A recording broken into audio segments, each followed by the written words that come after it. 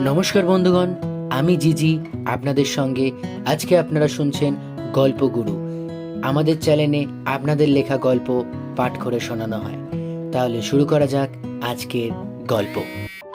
এই বাড়িতে কি সকাল থেকে এক কাপ চাও পাওয়া যাবে না? আছি তো, তাই বুঝতে পারছে না।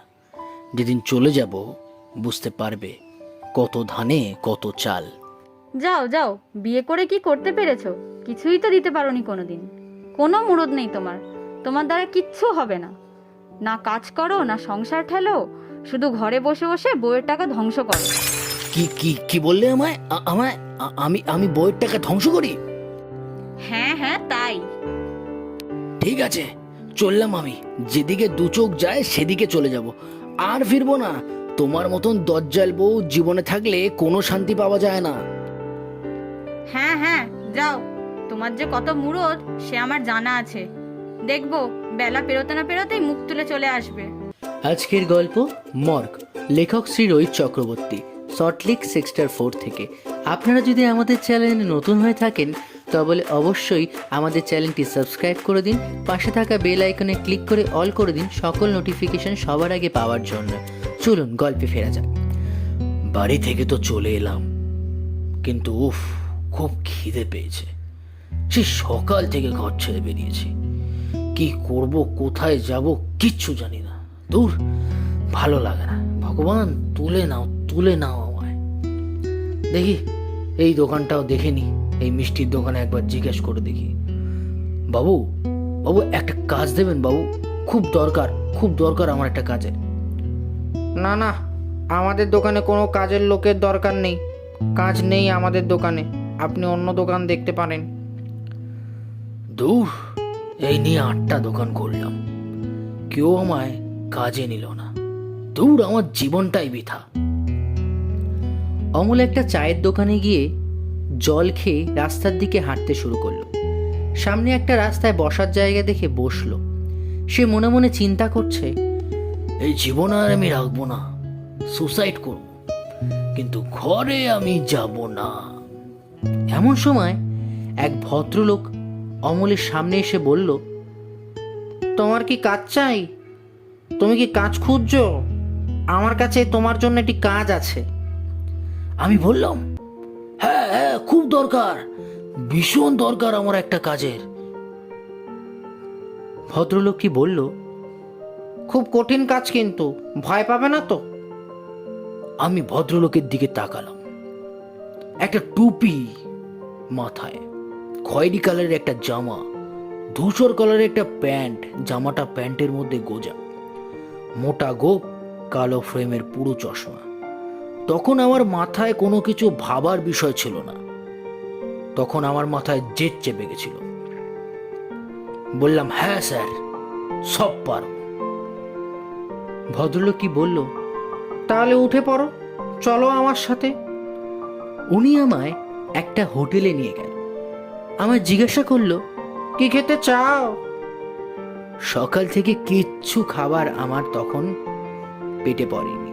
আমি বললাম, গরম ভাত, ডাল আর কিছু ভাজা পেলেই হবে। খিদের জ্বালায় মন ভরে খেলাম। ওখান থেকে বেরিয়ে আসতে উনি আমায় কিছু টাকা দিয়ে বলল, রাতে তোমার সাথে দেখা করব, রেডি হয়ে থেকো। ও হ্যাঁ, আপনাদের তো বলাই হয়নি। উনি আমাকে একটা জামা কিনে দিলেন আর পাশে একটা হোটেলে থাকার ব্যবস্থা করে দিলেন। উনি আরো বললেন, দুপুরে ঘুমিয়ে পড়ো, রাতে জাগতে হবে। আমি তার কথা মতন খাওয়া দাওয়া শেষ করে টানা একটা ঘুম দিলাম। যখন ঘুম ভাঙলো তখন সন্ধে 6টা। হাত মুখ ধুয়ে জামা কাপড় পরে পাশে থাকা একটা দোকানে চা কিনে বিস্কুট চুবিয়ে খেতে খেতে চিন্তা করলাম, আচ্ছা কি কাজ হতে পারে। সেই মুহূর্তে কিছু মাথায় আসছিল না। এভাবে কিছুক্ষণ যাবার পর দেখি উনি আমায় নিতে এসেছেন আমার হোটেলের সামনে। উনি বললেন, গাড়িতে উঠে পড়ো। আমিও কিছু বললাম না, চুপ করে থাকলাম, শুধু ঘাড় নেড়ে সম্মতি দিলাম।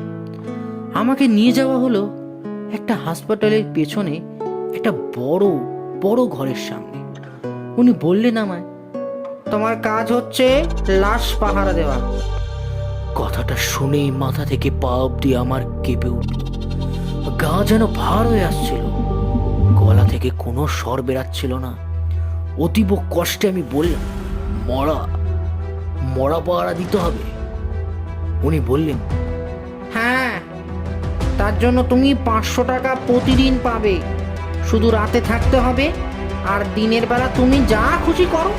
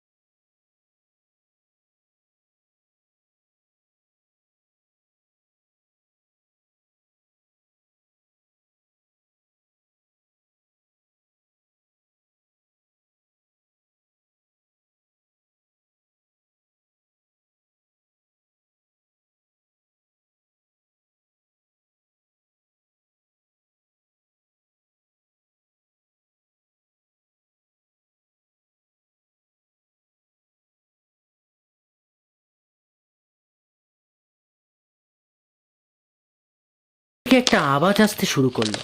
আমি তাকালাম, সেই দিকে আমার চোখ 3 গুণ বড় হয়ে গেল। আমার সারা গা ঘেমে গেছে, কিন্তু তাও ঠান্ডা হাওয়ার স্রোতে গায়ে কাঁটা দিয়ে উঠছে। আমার হাত থরথর করে কাঁপছে। আমি কি করব কিছু বুঝতে পারছিলাম না। আমি সাহস করে এগিয়ে গিয়ে ফ্রিজটা খুললাম, আর খুলতেই দেখি সেই ফ্রিজে আর কারোর লাশ নয়, আমার লাশ রাখা। তা দেখে আমার বুকের খাঁচার পাখি যেন উড়ে গেল। আমায় দেখে আমার লাশের চোখ খুলে গেল। হতভম্বের মতো হাঁ করেছিলাম, ছিটকে গিয়ে পড়লাম। আমার লাশ ফ্রিজ থেকে নেমে আমার দিকে 2 হাত বাড়িয়ে আমার গলার দিকে এগাতে শুরু করলো। আমার গলার দিকে কোনো স্বর বেরাচ্ছে না। আমার সারা শরীর অবশ হয়ে গেছে, আমি নড়তে পারছি না। আমার পুরো সামনে এসে গেছে হাতটা, আমার গলায় ঠেকছে। ঠিক তখনই ফোনটা বেজে উঠল। আমি বুঝতে পারলাম আমি ঘুমিয়ে পড়েছিলাম, তাই স্বপ্ন দেখেছিলাম। কিন্তু তা সত্ত্বেও আমার সারা শরীর ঘামে ভিজে গেছে। আমি থতমত খেয়ে ফোনটা ধরলাম, দেখি মেয়ে ফোন করেছে। হ্যালো বাবা, তুমি আজকে আসবে না? ফোনটা কক কক হয়ে কেটে গেল। আমি কিছু বলার সুযোগই পেলাম না। আমি ঘুরিয়ে ফোন করার চেষ্টা করলাম, কিন্তু নেটওয়ার্ক পেলাম না। তার কিছুক্ষণ পরেই সকাল হলো। আমার ডিউটি শেষ। আমি এবার হোটেলে গেলাম, স্নান করলাম, আর তখন একটা চাকর আমার টিফিন নিয়ে এসেছে। আমি বললাম, টেবিলে রাখ। তারপর সে তার পকেট থেকে 500 টাকা বের করে নিয়ে বলল, বাবু, তোমার অনেক ভাগ্য যে তুমি ওইখান থেকে বেঁচে ফিরছো। ওইখানে কেউ রাতে থাকতে পান না। আমি বললাম, কোথা থেকে রে? ও বলল, মর্গে লোকের মুখে শোনা গেছে ওই লাশ ঘরে জীবিত মরারা থাকে। আমি বললাম, তুই কি মদ খেয়েছিস? মরা আবার জীবিত কিসে? হাসালি বটে। চাকর কিছু বললেন না, মাথা নিচু করে চলে গেল। আমি একটু ফোন ঘাটাঘাটি করার পর দুপুরে খাওয়া দাওয়া করে ঘুমিয়ে পড়লাম। আবার সেই দিনের মতো নির্দিষ্ট সময় সেই মর্গে গেলাম। দেখলাম আজকে লাশের সংখ্যা বেড়েছে।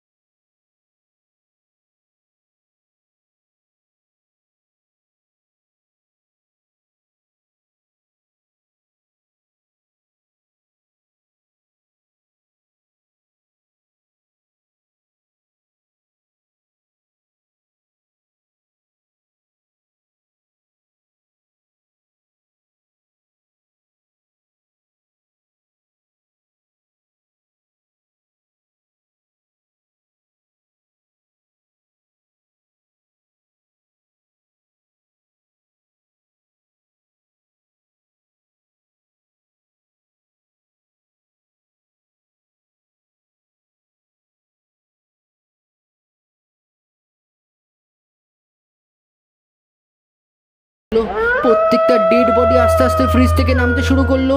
প্লাস্টিকে মোড়া ডেড বডিগুলো সোজা হয়ে দাঁড়িয়ে গেল। অমল ভয়তে কাচুমাচু হয়ে চোখ বড় বড় করে সোজা হয়ে দাঁড়িয়ে রইল এক জায়গায়। কি করবে কিছুই বুঝতে পারছে না সে। অমল দেখলো কোনো ডেড বডির হাত নেই, মাথা ফেটে গেছে, রক্ত ঝরছে, কারো গলা কেটে মৃত্যু, কারোর বুকের মাঝখান থেকে হাত বেরিয়ে এসেছে, কারোর মুখ গলে পচে গন্ধ ছড়াচ্ছে বিকট, কারোর আঙুল নেই, কারোর পা নেই, কিন্তু ওদের একটাই উদ্দেশ্য, ওরা আমাকে এখান থেকে আজ ফিরতে দেবে না, আজ মেরে ফেলবে। অমলের হাত পা বরফ হয়ে গেছে। অমলের পেছন থেকে দুটো হাত অমলকে জাপটে ধরলো। অমল চিল্লাতেও পারছে না। লাশের চোখগুলো যেন অমলের প্রতি নৃশংস। চোখ বন্ধ করলো অমল। চোখ খুলতেই কেউ কোথাও নেই, পুরো ফাঁকা। অমলের হার্টবিট 100 গুণ বেশি দৌড়াচ্ছে। অজস্র জল চোখ থেকে পড়ছে, দম আটকে আসছে পচা গন্ধে। হঠাৎ করেই বাইরে কুকুরগুলো চিল্লিয়ে উঠল, গায়ের লোম যেন কাঁটা দিয়ে উঠল। চোখ মুখ শুকিয়ে কাঠ হয়ে গেছে, হাত পা থরথর করে কাঁপছে। হঠাৎ করেই একজন চিল্লিয়ে উঠল, 10 নম্বরে ডেড বডিটা দিন তো। আমি বাইরে গিয়ে দেখি একজন ভদ্রলোক দাঁড়িয়ে আছে। আমি কাঁপতে কাঁপতে বললাম, টিকিটটা টিকিটটা টিকিটটা টিকিটটা দেখি। দেখলাম 10 নম্বর লেখা। আমি ওনাকে বললাম, আসুন আসুন, আমার সাথে একটু আসুন আসুন। উনি আমার পেছন পেছন আসছিল। 10 নম্বর ফ্রিজটা খুললাম। চোখ যেন আমার বাইরে বেরিয়ে আসে। দেখি যে ভদ্রলোকটা আমার কাছে দাঁড়িয়ে 10 নম্বর ডেড বডি চাইছে, এটা তার ডেড বডি। অমল আস্তে আস্তে ঘাড় ঘোরাতে দেখে কেউ কোথাও নেই। হঠাৎই সারা ফ্রিজ থেকে অট্টহাসি মেটে উঠলো। একে একে প্রতিটা ফ্রিজ দাম দাম করে খুলছে। প্রত্যেকজন অমলকে ডাকছে, অমল আমাদের ছেড়ে দাও, ছেড়ে দাও অমল, আমল ছেড়ে দাও আমাদের। ছেড়ে দে আমাকে। প্রত্যেকজন হাত ছড়িয়ে অমলের উদ্দেশ্যে আস্তে আস্তে ফ্রিজ থেকে বেরাচ্ছে। কিছু মুহূর্ত দেরি না করে অমল ভয়ে ছুটতে শুরু করলো। অন্ধকার রাস্তায় কেউ কোথাও নেই, নিজের প্রাণপণ চেষ্টা করে ছুটছিল অমল। হঠাৎ রাস্তার কুকুরগুলো তাকে দেখে তার পেছনে ছুটতে শুরু করলো। ভয়ঙ্কর বিকট আওয়াজের সামনে থেকে আসা একগুচ্ছ আলো রশ্মি যেন মাতিয়ে তুললো রাস্তাটিকে। অমল দেখলো আজ ঠিক হয়ে গেল। অমল ছুটতে ছুটতে নিজের বাড়ির সামনে এসে জোর গলায় নিজের মেয়েকে ডেকে উঠল, পিকু পিকু। কোনো সাড়া নেই। চোখের জল টপ টপ করে পড়ছে অমলের। বেঁচে ফিরেছে বাড়িতে, এটাই অনেক। কাউকে কিছু বলবে তার আগেই নিজেই চুপ। তার কান্নার কারণ পুরো বাড়ি নিস্তব্ধ। ঘরে ঢুকে দেখে কেউ নেই, কোথাও নেই। তাহলে কোথায় গেল সবাই? মনে মনে ভাবতে থাকে অমল। হঠাৎ করেই একটা কান্নার আওয়াজ শুনতে পায়। তাকিয়ে দেখে যে রাস্তা দিয়ে অমল এসেছে সেই রাস্তা দিয়ে তার স্ত্রী কাঁদতে কাঁদতে আসছে। ভয় অমলের কথা বলা বন্ধ হয়ে গেল। অমল ভাবলো হয়তো তার মেয়ের কিছু হয়ে গেছে। অমল ছুটে গেল তার স্ত্রীর দিকে। হঠাৎ করে শুনতে পেল তার ভাগনা একটা খাট কাঁধে করে নিয়ে আসছে। তখন প্রায় ভোর হয়ে আসছে। সকালের আলোটা খাটের ওপর পড়তেই অবাক হয়ে গেল অমল। খাট বেয়ে অজস্র রক্ত ঝরছে, সাদা চাদরটা লাল হয়ে গেছে। অমল তখনও এক জায়গায় চুপ করে দাঁড়িয়ে আছে। পাশের বাড়ির বিভূতি কাকুর বউ কাঁদতে কাঁদতে এসে বলছে, কপালটাও পুড়লো রে, আমার স্বামীও চলে গেল, আজ দেখ তোর কি হলো। আরো সারাক্ষণ মুখ কর স্বামীকে। হঠাৎ করেই অমল চিল্লে উঠল, আমি তো বেঁচে আছি, বেঁচে আছি আমি। কে বললো আমি মারা গেছি? হ্যাঁ হ্যাঁ। খাটের সামনে এসে দাঁড়ালো অমলের মেয়ে। চাদরটা তুলে কাঁদতে শুরু করল। বাবা, বাবা ওঠো, বাবা, বাবা ওঠো। তোর বাবা আর বেঁচে নেই রে পিকু। পুরো মুখটা থেতলে গেছে, রক্তে চোখ মুখ কিছু বোঝা যাচ্ছে না। ভয়ঙ্করের থেকেও ভয়ঙ্কর। অমল নিজের ডেড বডি দেখে স্তম্ভিত হয়ে গেল, হাঁটু ঘেরে বসে পড়লো। প্রচুর ভালোবাসতো নিজের মেয়েকে। শেষবার তাকে একটু আদরও করতে পারলো না। কিন্তু সে মরল কিভাবে? কিছু বুঝতে পারছে না। কিভাবে সে মারা গেল? হঠাৎ করেই তার পেছনে কে যেন এসে হাত দিয়ে বলল। তাকিয়ে দেখলো অমল, বিভূতি কাকু এসে দাঁড়িয়েছে। তুই কাল রাতে রাস্তায় ছুটতে ছুটতে নদীতে অ্যাক্সিডেন্ট করেছিস, আর তাই তুই মারা গেছিস। আর কি বলবো, সব ভাগ্য। কেন ওই মর্গে গেছিলি জানিস না, যে একবার যায় সে আর বেঁচে ফেরে না। চল আমার সাথে, চল। অমল বলল, কোথায় যাব কাকু, কোথায় যাব? কাকু বলল, তোর আর আমার অপঘাতে মৃত্যু হয়েছে, তাই আমরা মুক্তি পাবো না। তাহলে কোথায় যাব আমরা? কাকু বলল, আমরা আবার সেই মর্গে থাকবো। মর্গে?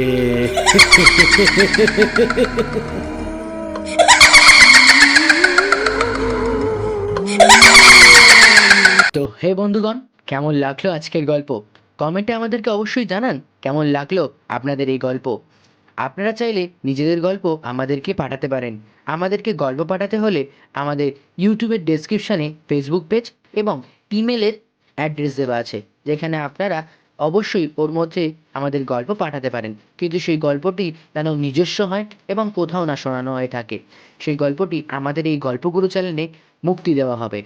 তো আপনারা চাইলে অবশ্যই এই চ্যানেলটি সাবস্ক্রাইব করে নিন, পাশে থাকা বেল আইকনে ক্লিক করে অল করে দিন সকল নোটিফিকেশন পাওয়ার জন্য। এখানে নানান ধরনের আপনাদের লেখা গল্প শোনানো হয়। আমি জিজি আপনাদের সঙ্গে, চলো আবার দেখা হবে।